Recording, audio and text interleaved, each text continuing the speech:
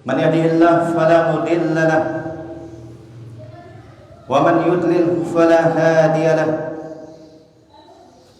أشهد أن لا إله إلا الله وحده لا شريك له وأشهد أن محمدا عبده ورسوله يا أيها الذين آمنوا اتقوا الله حق تقاته ولا تموتن إلا وأنتم مسلمون يا أيها الناس اتقوا ربكم الذي خلقكم من نفس واحدة وخلق منها زوجها وبث منهما رجالا كثيرا ونساء واتقوا الله الذي تساءلون به والأرحام إن الله كان عليكم رقيبا يا أيها الذين آمنوا اتقوا الله وقولوا قولا سديدا يصلح لكم أعمالكم ويغفر لكم ذنوبكم ومن يطع الله ورسوله فقد فاز فوزا عظيما أما بعد فإن أصدق الحديث كتاب الله وخير الهدي هدي محمد صلى الله عليه وسلم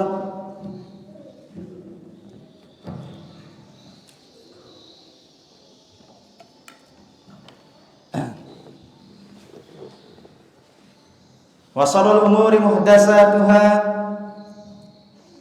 فإن كل محدثة بدعة وكل بدعة ضلالة وكل ضلالة في النار. Para jamaah kaum muslimin dan muslimat rahimani wa rahimakumullah. Alhamdulillah, kita bersyukur kepada Allah Subhanahu wa taala atas limpahan nikmatnya. Terutama nikmat diberikannya kita hidayah Islam. Nikmat diberikannya kita hidayah iman. Nikmat diberikannya kita hidayah sunnah. Kemudian nikmat diberikannya kita kesehatan dan waktu luang oleh Allah Subhanahu wa taala, sehingga kita dapat berkumpul di tempat yang mulia ini dalam rangka menunaikan kewajiban kita sebagai seorang hamba, yaitu beribadah kepada Allah Subhanahu wa taala. Dan marilah kita terus-menerus menggunakan nikmat yang Allah berikan kepada kita ini untuk membantu kita beribadah kepada Allah Subhanahu wa taala. Karena memang itulah tujuan dari diciptakannya kita. Allah Subhanahu wa taala berfirman, "Wa ma khalaqtul jinna wal insa illa liya'budun." Tidaklah aku menciptakan jin dan manusia melainkan untuk beribadah kepadaku. Dan segala kenikmatan yang Allah Subhanahu wa taala berikan kepada kita semua, itu semata-mata agar kita gunakan untuk membantu kita beribadah kepada Allah Subhanahu wa taala. Maka sebaik-baik nikmat adalah nikmat yang kita gunakan untuk membantu kita beribadah kepada Allah Subhanahu wa taala. Itulah dia sebaik-baik nikmat. Kemudian salawat serta salam kepada Nabi kita Muhammad sallallahu alaihi wasallam, kepada istri-istri beliau, para sahabat, dan orang-orang yang mengikuti beliau sampai akhir zaman. Para jamaah yang dirahmati Allah Subhanahu wa taala, kita lanjutkan kajian kita kembali membahas tentang 40 hadis yang berkaitan dengan hak-hak Allah Subhanahu wa taala. Sekarang kita masuk pada hadis yang ketiga. An Ibnu Abbas radhiyallahu anhuma, dari sahabat Ibnu Abbas radhiyallahu anhuma, lamma ba'sa an-nabiy sallallahu alaihi wasallam Mu'az bin Jabal ila nahwi ahli al-Yaman, ketika Rasulullah sallallahu alaihi wasallam mengutus sahabat Mu'az bin Jabal ke negeri Yaman untuk berdakwah, apa kata Rasulullah SAW kepada Mu'az? Innaka ta'ti qauman min ahli kitab. Wahai Mu'az, sesungguhnya engkau akan mendatangi suatu kaum dari kalangan ahli kitab. Jadi orang-orang yang akan kau dakwahkan wahai Muaz adalah orang-orang dari kalangan ahli kitab, yang dimana mereka memiliki ilmu pada zaman. Kemudian setelah itu Rasulullah SAW mengatakan kepadanya, "Faliyakun awwala ma tad'uhum ilaihi syahadat an la ilaha illallah." Dalam sebuah riwayat, ila an yuwahhidullah ta'ala, maka hendaknya yang pertama kali engkau dakwahkan mereka adalah syahadat an la ilaha illallah. Di dalam sebuah riwayat, agar mereka mentauhidkan Allah Subhanahu wa ta'ala. Jadi yang harus pertama kali engkau dakwahkan mereka adalah tauhid, mengajak mereka beribadah hanya kepada Allah Subhanahu wa ta'ala.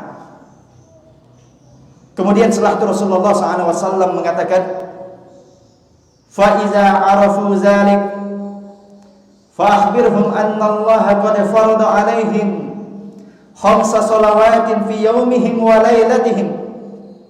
Apabila mereka telah mengetahui itu, maka kabarkan kepada mereka bahwasanya Allah telah mewajibkan bagi mereka salat 5 waktu sehari dan semalam. Fa iza sallu fa akhbirhum anna Allah iftarada alaihim zakatan fi amwalihim tu'khadhu min ghaniyihim faturaddu ala faqirihim. Apabila mereka telah melaksanakan sholat, maka kabarkan kepada mereka bahwasanya Allah telah mewajibkan bagi mereka untuk mengeluarkan zakat yang diambil dari orang-orang kaya dari mereka, kemudian diberikan kepada orang-orang yang fakir miskin. Fa idza aqarru bidzalika fakhudh minhum. Apabila mereka telah mengakuinya, maka ambillah harta-harta mereka atau zakat mereka, kemudian berikan kepada orang-orang fakir miskin.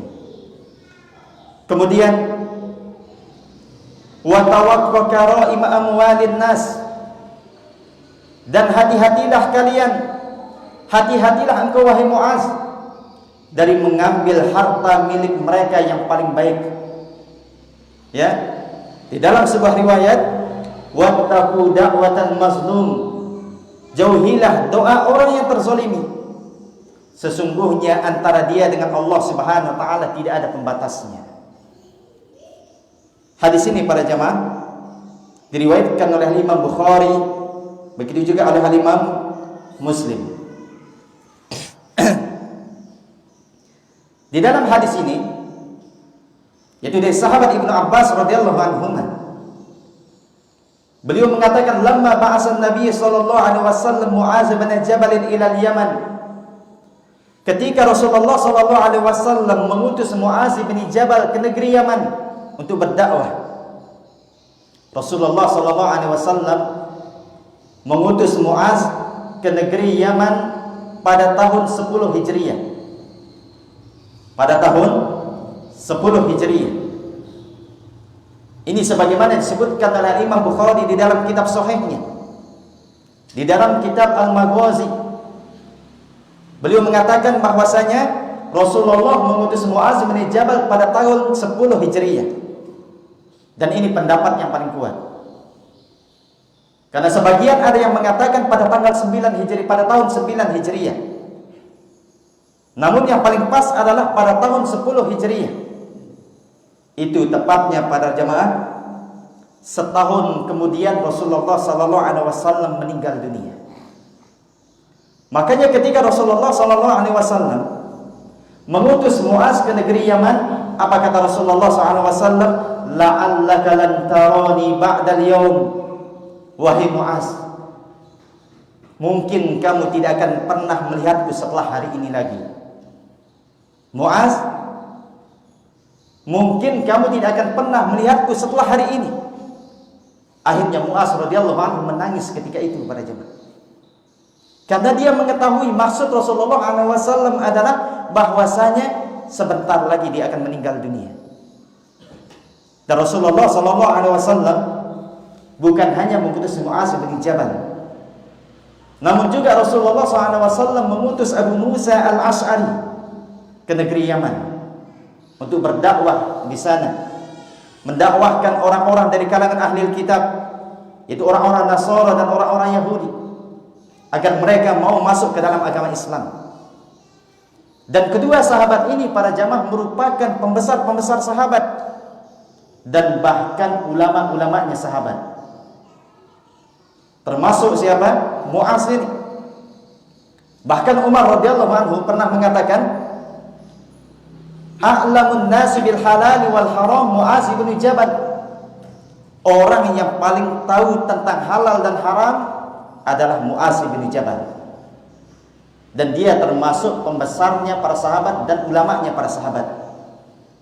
Makanya disebutkan dalam hadis yang diriwayatkan oleh Al-Hakim, Rasulullah SAW mengatakan, innahu ya'ti yaumal qiyamah imamal ulama birabwah.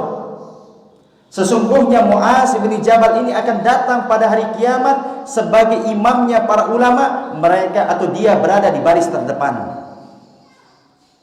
Lihat para jamaah, di dalam hadis ini juga menunjukkan kepada kita semua bahwasanya hendaknya seorang pemimpin mengirim para dai ke tempat pelosok-pelosok untuk mendakwahkan agama Islam ini, mengajarkan kepada orang-orang atau memperkenalkan kepada orang-orang tentang Islam yang benar ini, sebagaimana yang dilakukan oleh Rasulullah SAW, yang dimana beliau mengutus Mu'az bin Jabal dan Abu Musa al-Ash'ari untuk pergi ke negeri Yaman untuk berdakwah.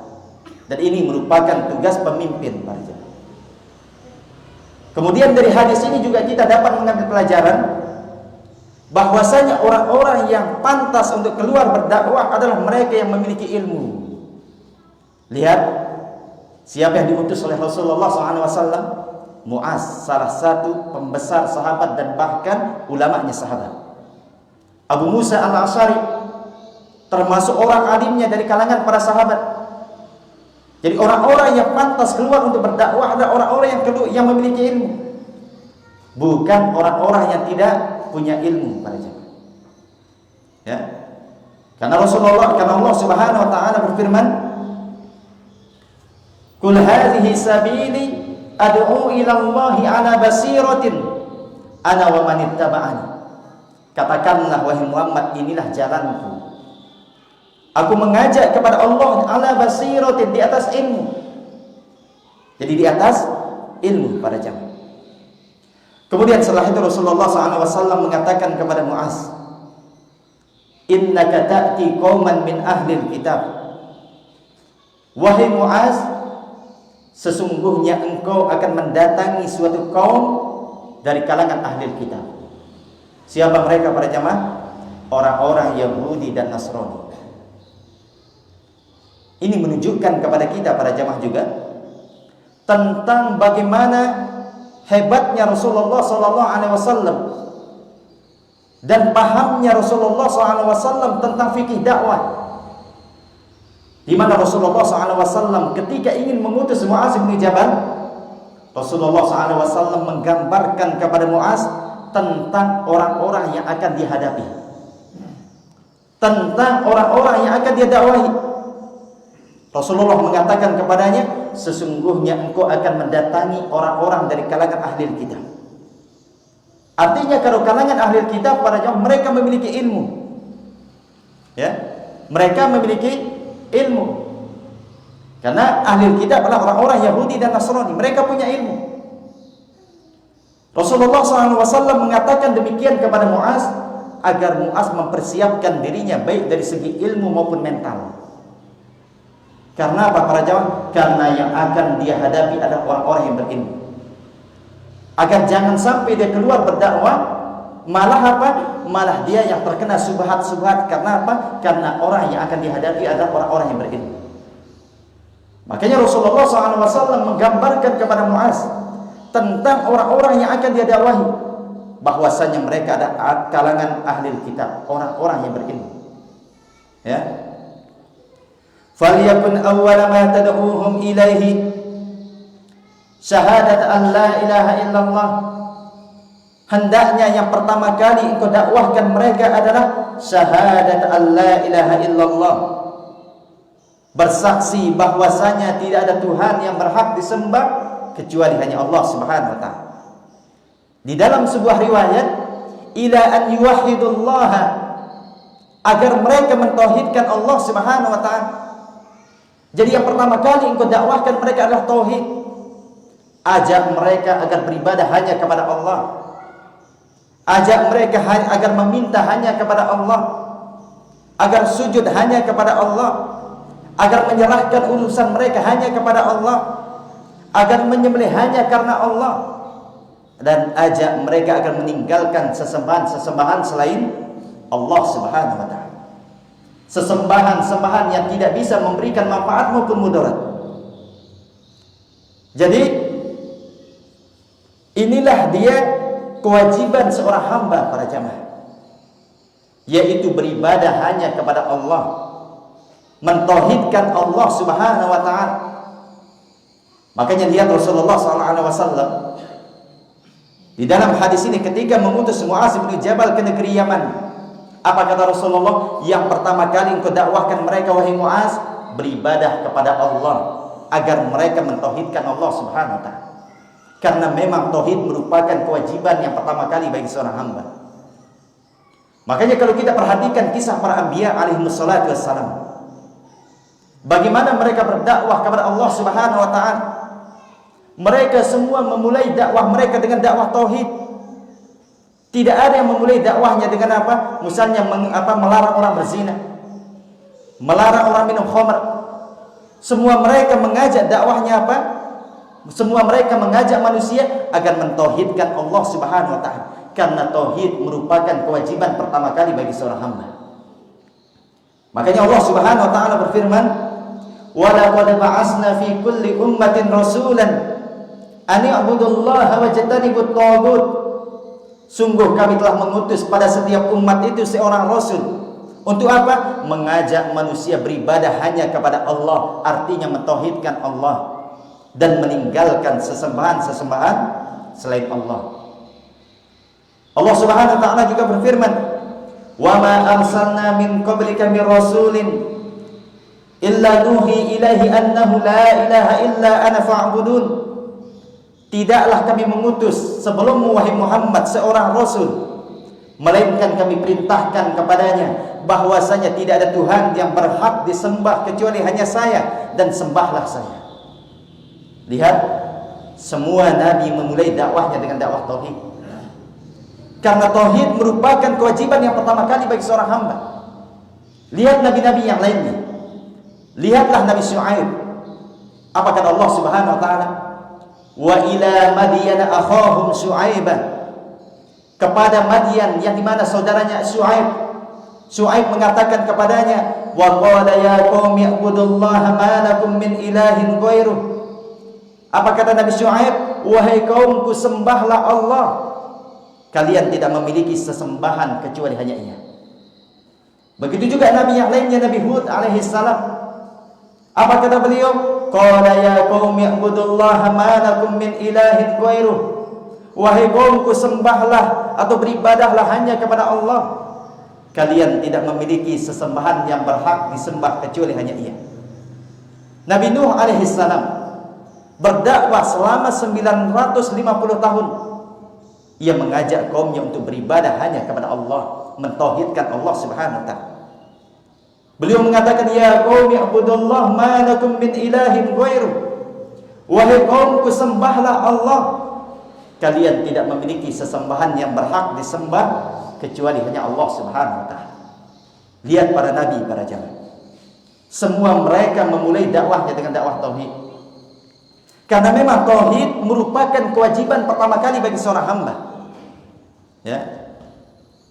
Dan tauhid merupakan hak Allah Subhanahu wa taala yang terbesar bagi kita semua. Lihat Nabi kita sallallahu alaihi wasallam ketika mengutus Mu'adz bin Jabal ke negeri Yaman. Apa kata Rasulullah sallallahu alaihi wasallam? Ya Mu'adz, atadri ma haqqullahi 'alal ibad wa ma haqqul ibadi 'ala Allah? Wahai Mu'adz, apakah engkau mengetahui Apa hak Allah terhadap hambanya dan apa hak hamba terhadap Allah Subhanahu wa taala. Haqqullahi 'alal ibadi an ya'buduhu wa la yusyriku bihi syai'an. Hak Allah terhadap hambanya adalah agar seorang hamba beribadah hanya kepada Allah dan tidak mensekutukannya dengan sesuatu apapun. Jadi tauhid merupakan hak Allah Subhanahu wa taala terbesar kepada kita semua, dan dia merupakan syarat diterimanya amalan para jemaah. Orang-orang yang melakukan amalan, bagaimanapun besar amalannya, apabila dia terjatuh dalam kesyirikan, maka amalan-amalannya tidak ada gunanya para jemaah. La in asyrakta la yahbaqanna amaluk. Apabila engkau melakukan kesyirikan, maka amalan-amalan kalian akan menjadi hangus, tidak ada gunanya. Itulah sebabnya para jemaah, kenapa para nabi, ya, semua para nabi selalu memulai dakwahnya dengan dakwah tauhid, agar orang-orang tidak sia-sia dalam beribadah. Kalau orang rajin sholat misalnya, dia rajin puasa, rajin sedekah, namun terjatuh di dalam kesyirikan, maka ibadahnya tidak ada gunanya para jemaah. Makanya para nabi semuanya memulai dakwahnya dengan dakwah tauhid. Tidak ada yang memulai dakwahnya dengan apa? Melarang dari meninggalkan khamar misalnya, atau riba misalnya, dan yang lain. Nabi kita SAW para jemaah, beliau berdakwah, memulai dakwahnya dengan dakwah tauhid. Bahkan Rasulullah SAW mendakwahkan para sahabatnya dakwah tauhid, para sahabat masih minum khamar, dibiarkan oleh Rasulullah SAW. Para sahabat masih minum khamar, Rasulullah mendakwahkan mereka dakwah tauhid dan tidak melarang mereka dari minum khamar. Ketika itu sampai Umar radhiyallahu anhu berdoa kepada Allah Subhanahu wa taala dengan mengatakan, Allahumma bayyin lana bayanan syafian. Ya Allah, jelaskanlah kepada kami hukum khamar ini. Ya, maka turunlah sebuah ayat, yas'alunaka 'anil khamri wal maisir qul fihima ismun kabirun wa manafi'u lin-nas wa ismuhuma akbar min naf'ihima. Mereka bertanya kepadamu tentang khamr, katakanlah di dalam khamr itu ada manfaatnya dan ada juga keburukannya, namun keburukannya lebih besar daripada apa? Manfaatnya. Enggak langsung diharamkan para jemaah. Karena apa para jemaah? Seandainya Rasulullah SAW memulai dakwahnya dari melarang mereka meminum khamar, mungkin tidak ada orang-orang yang mau masuk ke dalam agama Islam. Karena apa para jemaah? Mengeluarkan seseorang dari tabiat yang biasa dia lakukan itu sangat berat. Makanya didakwahkan tentang dakwah tauhid dulu, biar iman mereka kuat. Makanya sampai Umar berdoa kepada Allah Subhanahu wa taala agar diturunkan ayat tentang khamr ini. Maka turunlah ayat yang tadi. Mereka bertanya kepadamu tentang khamr, katakanlah ya, di sana ada keburukan dan ada manfaatnya, dan keburukannya lebih besar daripada manfaat. Akhirnya Umar radhiyallahu anhu tidak puas pada jemaah. Setelah beberapa waktu, dia berdoa lagi kepada Allah Subhanahu wa taala, meminta kepada Allah agar dijelaskan lebih jelas lagi tentang khamr ini. Maka Allah Subhanahu wa taala menurunkan sebuah ayat, ya ayyuhallazina amanu la taqrabus salata wa antum sukara. Wahai orang-orang yang beriman, janganlah kalian mendekati salat dalam keadaan mabuk. Akhirnya para sahabat kalau mau salat tidak minum khamr. Namun sebagian para sahabat masih minum khamr pada jemaah ketika itu. Sampai Umar berdoa lagi kepada Allah Subhanahu wa taala sehingga turunlah ayat tentang pengharaman khamr sampai hari kiamat. Yaitu firman Allah Subhanahu wa taala, ya ayyuhallazina amanu innamal khamru wal maisir wal ansab wal azlamu rijsun min amali syaitan fajtanibuh. Wahai orang-orang yang beriman, sesungguhnya khamr ya, itu merupakan sesuatu yang kotor dari amalan setan, maka jauhilah khamr tersebut. Enggak langsung diharamkan para jemaah. Karena apa para jemaah? Karena seandainya langsung diharamkan, seandainya Rasulullah SAW langsung menegur sahabatnya dari minum khamr, mungkin banyak di antara mereka yang tidak mau memeluk agama Islam. Karena apa? Mengeluarkan orang-orang dari tabiat yang biasa dia lakukan itu sangat berat para jemaah. Makanya Rasulullah SAW memulai dakwahnya dengan dakwah apa? Dakwah tauhid. sampai keimanan mereka kuat, maka mereka sendiri akan meninggalkan hal-hal yang lainnya yang menurut mereka yang kurang baik bagi mereka. Itu kalau dakwah kita mulai dakwah dengan tauhid seseorang kuat, maka yang lain akan ditinggalkan. Kemudian pada jamaah yang dirahmati Allah Subhanahu wa taala. Jadi tauhid merupakan kewajiban pertama kali bagi seorang hamba. Di dalam riwayat yang lain, Rasulullah sallallahu alaihi wasallam bersabda, "Falyakun awwala ma tad'uuhum ilaihi ibadatullah." Hendaknya yang pertama kali kamu dakwahkan mereka, wahai Muaz, agar mereka beribadah kepada Allah Subhanahu wa taala. Apa yang dimaksud dengan ibadah di dalam hadis ini pada jemaah? Yang dimaksud dengan ibadah di dalam hadis ini sebagaimana disebutkan oleh sahabat Ibnu Abbas radhiyallahu anhu. Beliau mengatakan, "Kullu ma warada fil Qur'ani minal ibadah fa ma'naha at-tauhid." Setiap apa yang datang di dalam Al-Qur'an yang menunjukkan kata dari beribadah, maka itu maknanya adalah mentauhidkan Allah Subhanahu wa taala. Semua apa-apa yang disebutkan di dalam Al-Qur'an dengan kata ibadah, itu maknanya adalah mentauhidkan Allah Subhanahu wa taala. Jadi ketika Rasulullah SAW mengatakan yang pertama kali engkau dakwahkan mereka adalah beribadah kepada Allah, artinya mentauhidkan Allah Subhanahu wa taala. Menyerahkan segala bentuk ibadah mereka hanya kepada Allah. Dan maksud dari tauhid dalam masalah ini adalah tauhid uluhiyah para jemaah. Mengajak manusia beribadah hanya kepada Allah. Karena inilah dia inti dari dakwah para rasul. Tauhid sebagaimana yang kita ketahui dibagi oleh para ulama menjadi 3 macam. Tauhid rububiyah. Ini yang pertama. Tauhid rububiyah ini adalah mengesahkan Allah Subhanahu wa taala dengan perbuatan-perbuatannya. Kita meyakini Allah yang menciptakan, Allah yang mematikan, Allah satu-satunya mengatur alam semesta ini, Allah satu-satunya memberikan kita rezeki, Allah yang menghidupkan, Allah yang mematikan. Ini adalah tauhid rububiyah. Inti dakwah para rasul ada pada tauhid uluhiyah. Inti dakwah para rasul ada pada tauhid uluhiyah.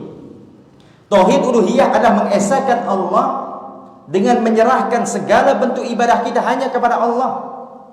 Kita sholat hanya karena Allah. Kita meminta hanya kepada Allah. Kita menyembelih hanya karena Allah. Tidak boleh menyembelih karena selain Allah.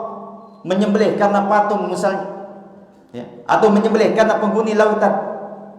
Harus menyembelih hanya karena siapa? Karena Allah. Karena menyembelih bagian dari ibadah. Qul inna salati wa nusuki wa mahyaya wa mamati lillahi rabbil alamin. Katakanlah sesungguhnya salatku, sembelihanku, hidupku dan matiku hanya milik Allah. Jadi enggak boleh kita menyembelih untuk selain Allah. Inilah yang disebut dengan tauhid uluhiyah. Apa perbedaan tauhid rububiyah dengan tauhid uluhiyah? Adapun tauhid rububiyah berkaitan dengan perbuatan-perbuatan Allah. Meyakini Allah menciptakan, mematikan, menghidupkan, mengatur alam semesta. Adapun tauhid uluhiyah berkaitan apa? Berkaitan dengan perbuatan-perbuatan makhluk. Artinya menyerahkan semua ibadah kita hanya kepada Allah Subhanahu wa taala. Dan inilah dia inti dari dakwah para rasul. Mengajak semua manusia agar mereka beribadah hanya kepada Allah dan meninggalkan sesembahan-sembahan selain Allah. Dan apa yang dimaksud dengan ibadah pada jemaah? Ya. Ibadah adalah sebagaimana dijelaskan oleh para ulama, ghayatul hubb wa ghayatul zuhd. Puncak kecintaan kita kepada Allah dan puncak kehinaan kita kepada Allah, itulah yang dimaksud dengan ibadah. Puncak kecintaan kita dan puncak kehinaan kita kepada yang kita sembah. Syekhul Islam Ibnu Taimiyah rahimahullah taala menyebutkan makna ibadah. Beliau mengatakan ismun jami'un likulli ma yuhibbuhu Allah wa yardah minal aqwali wal a'mali al-batinati waz zahirah Yang dimaksud dengan ibadah adalah sebuah nama yang mencakup segala sesuatu yang dicintai oleh Allah dan yang diridhoi oleh Allah Subhanahu wa taala, baik dari ucapan maupun perbuatan, yang nampak maupun yang tidak nampak. Inilah yang dimaksud dengan ibadah, ya. Kemudian setelah itu Rasulullah SAW mengatakan kepada Mu'az bin Jabal, fa iza arafu zalik, apabila mereka mengetahui itu, telah mentauhidkan Allah Subhanahu wa taala, fa akhbirhum anna Allah qad farada 'alaihim khamsa shalawatin fi yaumihim wa lailatihim, maka kabarkan kepada mereka bahwasanya Allah telah mewajibkan mereka untuk sholat 5 waktu sehari dan semalam.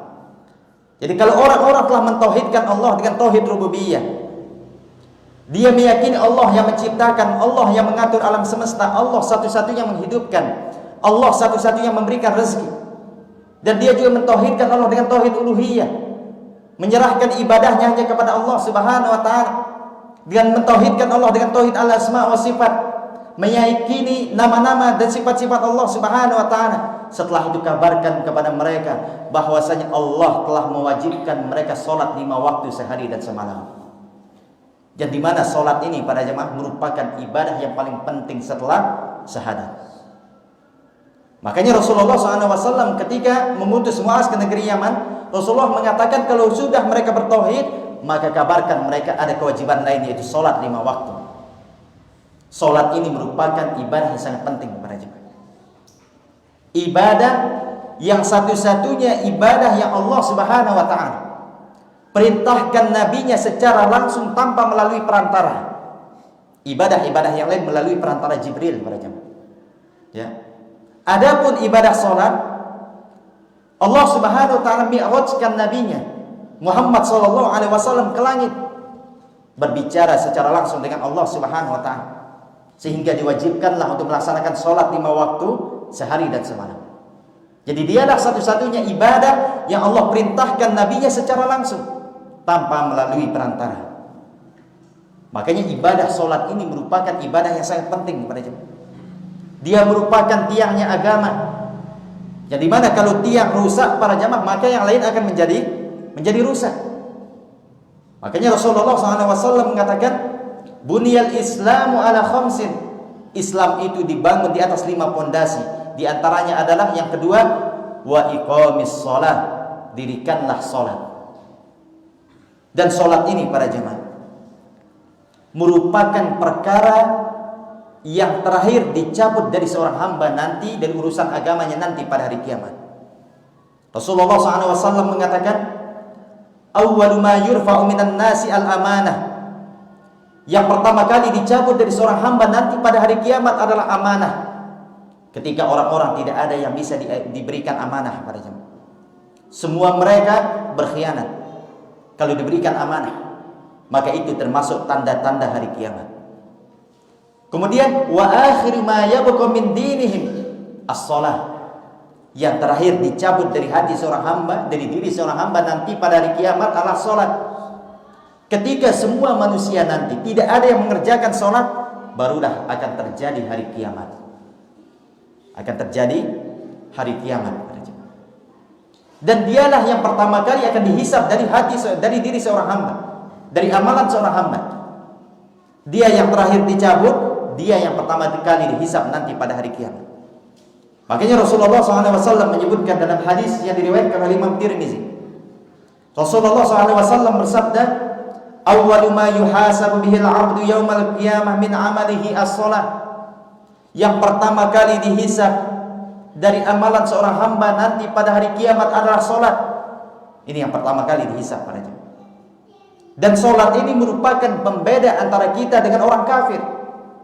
Rasulullah SAW mengatakan, al-ahdul ladzi bainana wa bainahum as-shalah, faman tarakaha faqad kafar. Perjanjian antara kita dengan orang kafir adalah salat. Barang siapa yang meninggalkan salatnya, maka dia telah kufur. kata Rasulullah sallallahu alaihi wasallam. Dan barang siapa yang menjaga salatnya para jamaah, maka dia akan dimasukkan ke dalam surga. Makanya Rasulullah SAW bersabda, "Man hafaza 'alaiha kanat lahu 'ahdun an yudkhilahu Allahul jannah." Barang siapa yang menjaga salatnya 5 waktu, maka dia berhak mendapatkan janji Allah untuk dimasukkan ke dalam surga. Karena salat ini masalah penting padanya.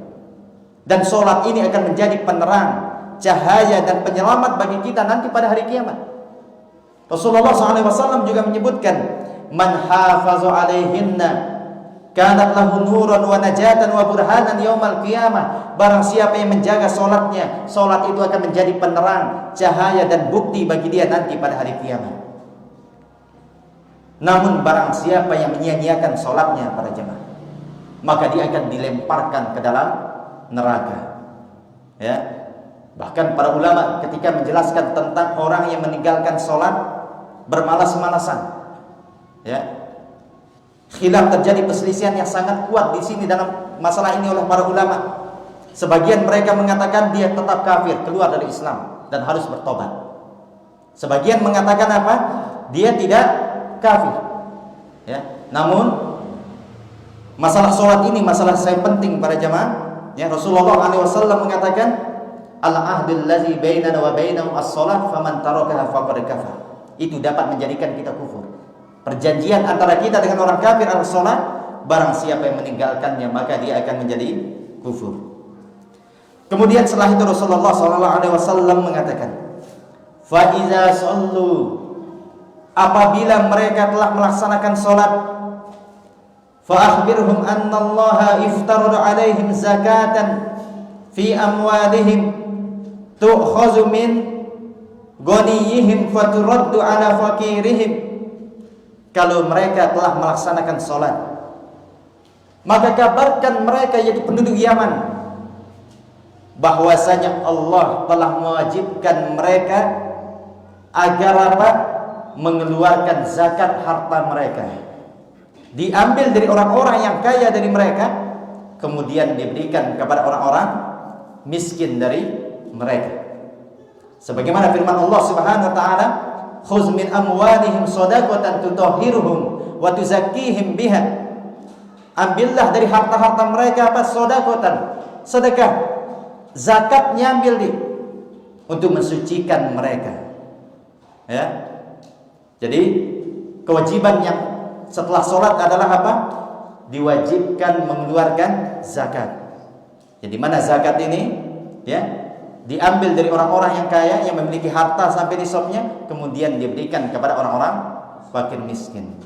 Kemudian setelah itu Rasulullah SAW mengatakan, "Wa iyyaka wa karaim amwalin nas." Hati-hatilah kalian dari mengambil harta milik orang lain yang berharga dari harta mereka. Jadi zakat itu para jamaah, ya, harta yang dikeluarkan, yang diambil sebagai zakat itu bukan harta yang paling bagus, namun yang mutawassit, yang pertengahan. Ya, jangan mengambil harta terbagus orang dijadikan sebagai apa? Zakat mereka. Misalnya diwajibkan mengeluarkan zakat, diambil yang paling bagus. Bukan. Makanya Rasulullah SAW mengatakan, "Wa iyyaka wa karaim amwalin nas." Hati-hatilah kalian dari mengambil harta milik orang lain yang paling berharga dari harta mereka. Setelah itu, wattaqu da'watal mazlum, jauhilah doa orang terzalimi. Fa innahu laisa bainahu wa bainallahi hijab. Jauhilah doa orang-orang terzalimi, karena sesungguhnya doa mereka mustajab. Tidak ada penghalang antara dia dengan Allah Subhanahu wa taala untuk dikabulkan doanya. Rasulullah SAW juga menyebutkan kepada kita para jemaah, "Salasu da'watin mustajabat la syakka fihin." Ada 3 doa yang mustajab, tidak diragukan lagi. Di antaranya pertama adalah da'watul walid, doa orang tua. Baik doa kebaikan maupun doa keburukan para jemaah. Jadi hati-hati dari doa orang tua, doa keburukan. Dan kita juga sebagai orang tua jangan sedikit-sedikit mendoakan keburukan untuk anak-anak kita para jemaah. Ya. Rasulullah SAW bersabda, "La tad'u ala anfusikum." Jangan kalian doakan keburukan untuk diri kalian. Ya. Jangan doakan keburukan untuk keluarga kalian, untuk anak-anak kalian, dan bahkan untuk binatang-binatang kalian. Jangan doakan keburukan. Karena apa? Ya, doa orang tua terhadap anaknya itu mustajab. Kemudian wa da'watul musafir, doa orang yang musafir, ini juga mustajab para jamaah. Makanya kalau antum misalnya ketika safar berdoa kepada, ya, itu adalah waktu yang mustajab. Kemudian wa da'watul mazlum, doa orang yang terzolimi. Entah kita menzoliminya dengan ucapan kita maupun perbuatan kita, sesungguhnya doa mereka adalah mustajab. Rasulullah mengatakan wattaqu da'watal mazlum, jauhilah doa orang-orang yang terzolimi. Ini menunjukkan kepada kita para jamaah larangan untuk gampang menzolimi orang lain. Karena apa? Karena doa mereka mustajab. Ya, enggak ada penghalang antara dia dengan doanya, ya, dengan doanya dengan Allah Subhanahu wa taala. Langsung dikabulkan oleh Allah Subhanahu wa taala. Faedah dari hadis ini para jemaah. Faedah dari hadis ini. Faedah yang pertama adalah masyru'iyyatu irsalid du'at ila Allah taala. Dianjurkannya mengirim para dai ke tempat-tempat terpelosok untuk berdakwah, mengajak manusia beribadah hanya kepada Allah Subhanahu wa taala. Dan ini merupakan tugasnya para pemimpin para jemaah. Para pemimpin hendaknya mereka mengirim para dai, ya, dikirim ke tempat-tempat terpencil, terpelosok, mengajak manusia beribadah kepada Allah, mengajarkan Islam kepada orang-orang, ya. Dan ini dilakukan oleh Arab Saudi para jemaah. Arab Saudi melakukan sebagaimana yang dilakukan oleh Rasulullah SAW. Bahkan bukan di negeri mereka saja, bahkan di negeri kita ada sebagian teman-teman itu yang jadi ustadz tuh, ya, mereka dikirim ke tempat-tempat terpelosok, ke Kalimantan, ke Papua, dan mereka digaji oleh Arab Saudi sendiri. Ya, sebagian teman begitu. Ya. Kemudian faedah yang kedua adalah mura'atul awwalawiyat wa tadarruj fi da'wati. Memperhatikan yang paling penting dan yang penting di dalam apa? Berdakwah. Jadi kalau kita dalam berdakwah pada jamaah, yang paling penting harus kita mulai. Ya. Misalnya kita mau berdakwah, maka perhatikan yang paling penting itu yang harus kita mulai, yaitu apa? Mengajak manusia beribadah hanya kepada Allah dan meninggalkan kesyirikan. Kalau misalnya kita mulai dari apa? Dari fokus memberantas perzinahan atau fokus memberantas riba, orang-orang dibiarkan melakukan kesyirikan, maka ibadah mereka tidak akan ada gunanya para jamaah. Karena apa? La in asyrakta la yahbatanna 'amaluk. Jika kalian melakukan kesyirikan, kamu melakukan kesyirikan, karena dia tidak pernah mengatakan ya Allah ampunilah dosa-dosaku nanti pada hari kiamat. Artinya dia tidak beriman kepada Allah Subhanahu wa ta'ala. Begitu juga Hatim At-Ta'i, terkenal dengan bagaimana dermawannya dia Hatim At-Ta'i ini. Ketika anaknya bertanya kepada Rasulullah SAW, yaitu Adi bin Hatim At-Ta'i, ya, bertanya kepada Rasulullah tentang bapaknya yang terkenal dermawan. Apa kata Rasulullah SAW? Inna abaka arada amrun fa'adrakahu. Apakah bapaknya itu amalan bapaknya bermanfaat atau tidak? Apa kata Rasulullah? Sesungguhnya bapakmu itu hanya ingin dipuji di masa lalu, melakukan kebaikan hanya ingin dipuji, dan dia telah mendapatkan pujian itu. Semua orang di negeri Arab tahu bagaimana kedermawan Hatim At-Ta'i, namun ternyata kebaikannya tidak bermanfaat. Ya, begitulah kenapa sebabnya, ya, para nabi, ya, dan mereka juga memerintahkan kita untuk memulai dakwah dengan dakwah apa? Tauhid. Karena melakukan kebaikan disertai dengan kesyirikan, artinya tidak bertauhid berarti terjatuh dalam kesyirikan, itu tidak ada gunanya sama sekali, menjadikan amalan-amalan kita menjadi hangus. Kemudian faedah berikutnya, anna syahadat an la ilaha illallah awwal wajibin, bahwasanya tauhid merupakan kewajiban pertama kali.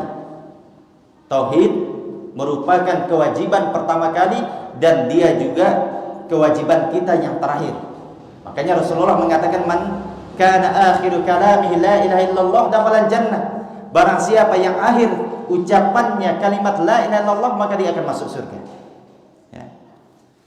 Kemudian faedah berikutnya, wa annal insana qad yakunu qari'an wa huwa la ya'rifu ma'na la ilaha illallah aw ya'rifu wa la ya'mal bihi ka hali ahli kitab. Bahwasanya seseorang terkadang dia rajin mengucapkan la ilaha illallah, namun dia tidak memahami maknanya. Dan ini yang terjadi atau yang banyak terjadi di zaman kita para jemaah. Di zaman kita banyak orang-orang rajin mengucapkan la ilaha illallah, namun setelah itu apa yang dia lakukan? Terjatuh di dalam kesyirikan, minta kepada apa? Patung, minta kepada pohon keramat. Padahal dia rajin mengucapkan la ilaha illallah, berarti dia tidak paham makna dari kalimat la ilaha illallah tersebut. Orang-orang kafir di zaman dahulu para jamaah, mereka sangat paham tentang makna la ilaha illallah. Ya, ini orang-orang di zaman dahulu. Makanya ketika Rasulullah SAW mengajak orang-orang kafir Quraisy untuk mengucapkan la ilaha illallah, apa kata mereka? Aja'alal alihata ilahan wahidan inna hadza la syai'un ujab. Apakah Muhammad ingin menjadikan Tuhan-Tuhan kami yang banyak ini menjadi satu Tuhan? Ini merupakan sesuatu yang sangat aneh, kata mereka.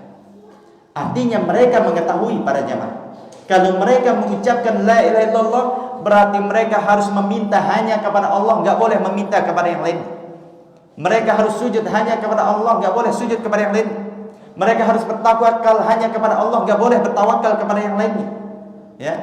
Ini makna dari kalimat la ilaha illallah. Makanya mereka tidak mau mengucapkan la ilaha illallah. Karena apa? Sebagaimana ucapan mereka, apakah Muhammad ingin menjadikan Tuhan-Tuhan yang banyak ini menjadi satu Tuhan? Ini merupakan sesuatu yang sangat aneh. Artinya kalau mereka mengucapkan la ilaha illallah, berarti mereka harus beribadah hanya kepada Allah dan meninggalkan Tuhan-Tuhan yang lainnya yang mereka sembah. Kemudian, aw ya'rifuhu wa la ya'mal bihi ka hali ahli kitab. Sebagian orang juga mengetahui makna dari kalimat la ilaha illallah, namun tidak mau mengamalkannya sebagaimana keadaan ahli kitab, yaitu orang-orang Yahudi. Dia punya ilmu namun tidak mengamalkan ilmunya. Dan begitulah kita para jamaah, kebanyakan manusia.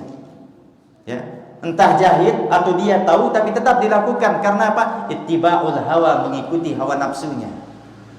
Banyak orang-orang tahu mana tauhid, mana bid'ah, mana sunnah. Tapi yang bid'ah tetap dia kerjakan. Bahkan dia sendiri mengucapkan sebenarnya ini ada hukumnya bid'ah munkarah. Cuma kalau kita kerjakan banyak alasannya para jemaah. Dia tahu sebenarnya bahwasanya itu hukumnya haram, itu hukumnya bid'ah, namun tetap dikerjakan karena apa? Ittiba'ul hawa, mengikuti hawa nafsu. Ya. Kemudian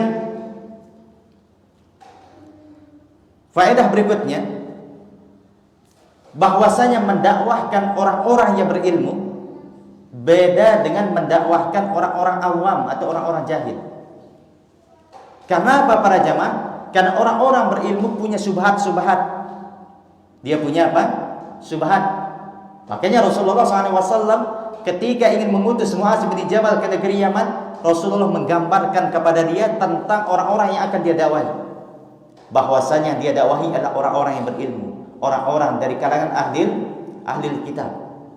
Beda mendakwahkan mereka dengan orang awam. Ya.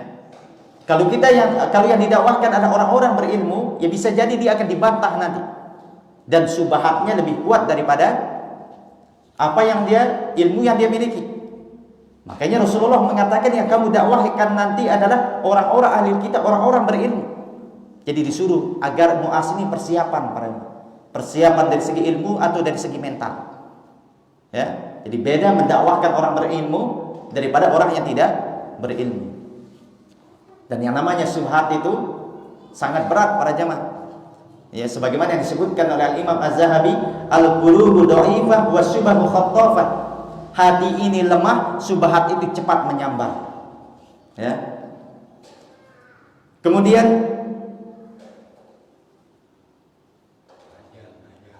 sudah azan? Sudah habis waktu? Baik para jamaah, karena sudah azan, ya kita cukupkan sampai di sini. Silahkan azan dulu baru kita masuk ke tanya jawab. Allah Ta'ala.